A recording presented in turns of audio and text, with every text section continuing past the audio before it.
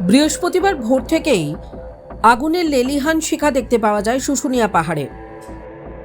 সাদা ধোঁয়ায় ঢাকা পড়ে যায় পাহাড়ের বিস্তীর্ণ এলাকা।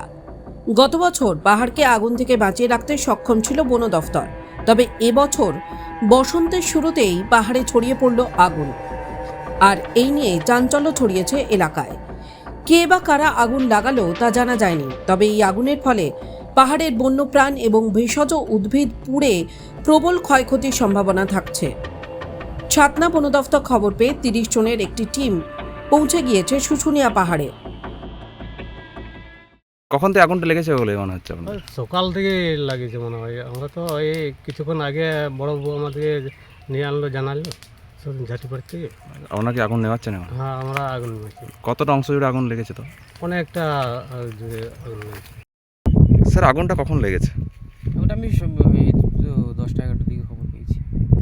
আচ্ছা, কতটা এরিয়া জুড়ে আগুনটা লেগেছে? এরিয়া তো লেগেছে আমার হেক্টর খানেকের মতো, 1 হেক্টর জায়গা জুড়ে। আচ্ছা, এখন পরিস্থিতি কীরকম? Under control. ওটা আমাদের স্টাফরা সঙ্গে সঙ্গে খবর পেয়ে আমরা ওটাকে সঙ্গে সঙ্গেই এটা নিভিয়ে দিই।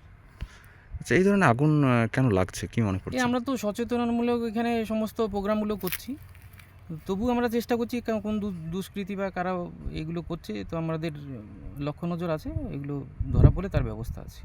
এটা তো বন্যপ্রাণ এবং এখানকার যে সব গাছ রয়েছে, ভেষজ গাছ, সেগুলো তো বহু ক্ষতি হচ্ছে আর কি। ক্ষতি তো হচ্ছেই, আগুন লাগলে সবচেয়ে বড় ক্ষতি। আমাদের মাধ্যমে বলবো যেন আগুনটি না লাগায়, সবচেয়ে বড় ক্ষতি হয় আগুনের মাধ্যমে। আমার কাছে রিকোয়েস্ট সবার কাছেই যেন আগুন না লাগায়, জঙ্গলকে বাঁচান, পরিবেশ রক্ষা করুন। শুশুনিয়া একটা বড় সম্পদ বাঁকুড়ার জন্য, তো আমি সবারকে অনুরোধ করব যেন আগুন না লাগায়। আগুন লাগালে কিন্তু ক্ষতি বেশি হয়। এই বসন্তে শুশুনিয়া পাহাড়ে বেড়াতে আসছেন পর্যটকরাও, আতঙ্কিত তারাও, এমনটাই বলছেন স্থানীয় দোকানদার। চারিদিকে পলাশের সমারোহ, সমস্ত পর্যটকরা আসছে দেখে তারাও একটু আতঙ্কিত হচ্ছে আমাদের সঙ্গে যে কীভাবে আগুনটা লাগতে পারে।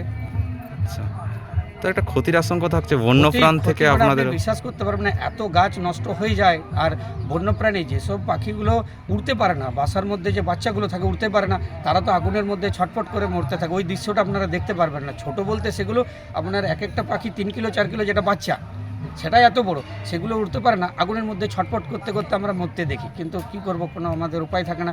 আমরা অনেকবার গেছি এখানকার যে ফরেস্ট বিটদের সঙ্গে নেমাতে, বন কমিটির সঙ্গে নেমাতে গেছি।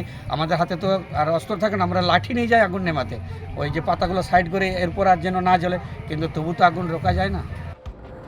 টাইমস নাও খবর।